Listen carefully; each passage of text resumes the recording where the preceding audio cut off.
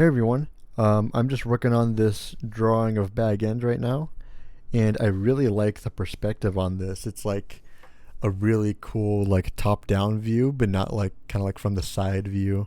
And I almost want to like kind of separate these layers a little bit more, just because it's kind of hard to tell like where the grass on the hill ends and the buildings begin.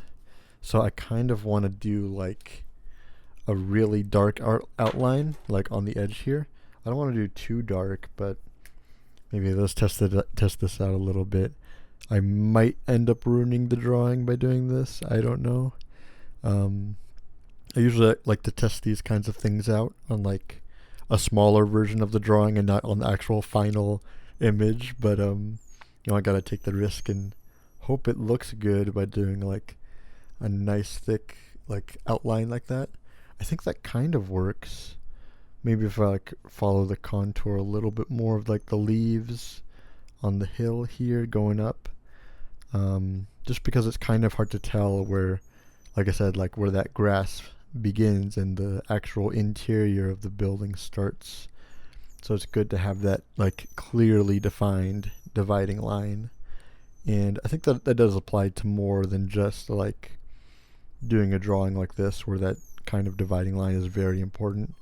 It's also pretty important when you're doing like the silhouette of a character. It's good to have that strong silhouette so that people know exactly where the hands are. Because if the hand is like hidden behind something, or if it's not quite overlapping with something else, then it can be kind of hard to see where each shape is. And having that good shape language is probably one of the hardest skills, honestly, to like know intuitively.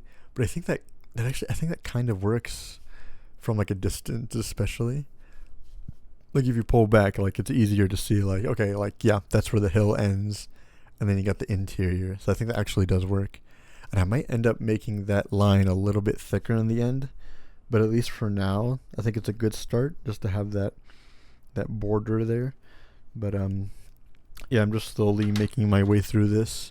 This hatching technique is actually pretty fun. It's like a fun little texture that helps to break up the pattern. Because if you do like the regular hatching and it's all in the same direction and all the lines are parallel to each other, then it kind of seems just like unnatural, you know? But this kind of like breaking up the pattern helps it feel more organic, and your eye doesn't look at it as much, which is kind of the important thing because you don't want the viewer to look at this area. Obviously, you want the viewer to look here at the main subject. So doing this kind of texture helps to break those things up, and you see it a lot in maps.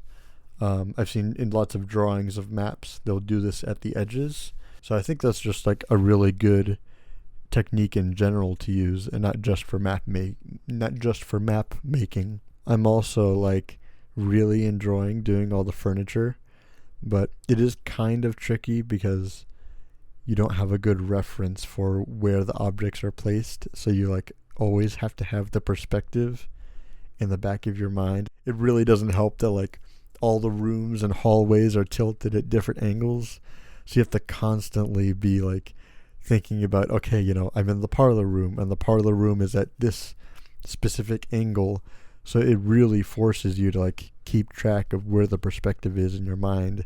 And I think that is like actually like a really good practice method for understanding 3D objects in 3D space.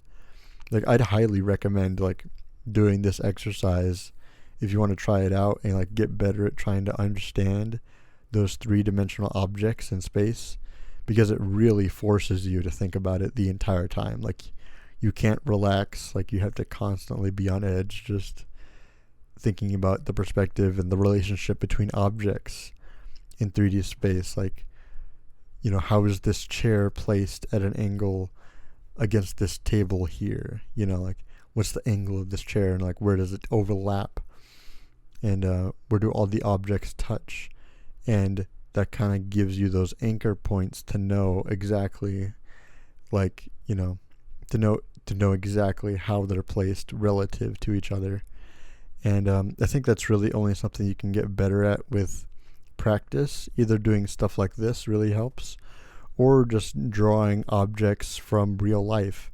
Like you could literally just take like a water bottle and just draw a water bottle from different angles, and that'll give you all the practice that you need, because you're understanding three-dimensional objects in three-dimensional space. And that's like a really big skill to understand, because it can help you in more ways than just doing rooms and buildings, because faces and human bodies also have perspective. So if you get really good at perspective with doing buildings and architecture like this, you can also get really good at perspective when it comes to doing like the human form. And so like those kinds of skills translate to other mediums and to other subjects as well.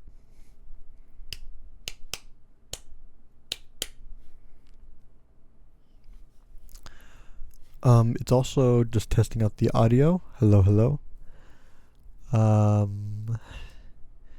Yeah, I mean, I also just kind of think it's a bit of a shame that, I also just think it's kind of a shame that we don't really get a good description of like what Bag End actually looks like. Because when you read the books, like they don't really tell you much about it, at least visually speaking. Because I think really all we know is that the entrance area, like this big entrance hall here, it specifically says that it's like tube shaped, and that the flooring has tiles on it, which is why it has that like unique tiling there, and that all of the walls have paneling. It's like wood paneling on them. And that's really all we know about like the materials. And that's where obviously the developers and the set builders at Weta Workshop built their Hobbit Hole design based of that description of like the wood paneling on the walls. And obviously the beginning of the Hobbit book also says that it's a very comforting environment.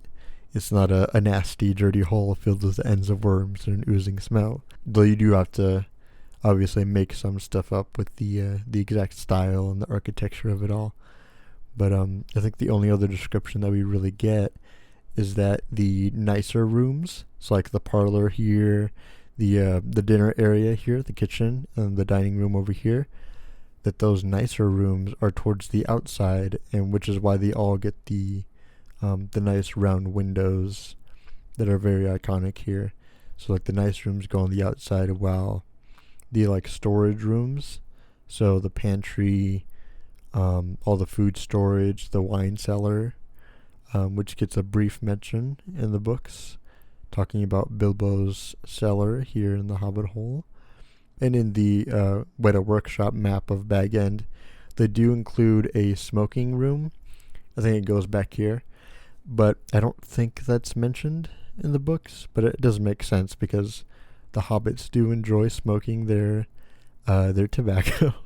The hobbits do enjoy smoking their homegrown tobacco from the hobbit fields. It's a very iconic thing. I think Tolkien was a big smoker himself too, so that's probably where he gets it from. Probably like the most iconic feature, I think, are the windows. And those are the other things that Tolkien does tell us about, is that all of the windows on the outside are rounded, and they're also set deep into the hill, which I don't really know if this counts as like a deep set window, because it doesn't really go that far into the hill. But it kind of would be interesting to see like if someone could come up with a different design for a deep set round window for these hobbit holes, just because like there's no one correct way to do it.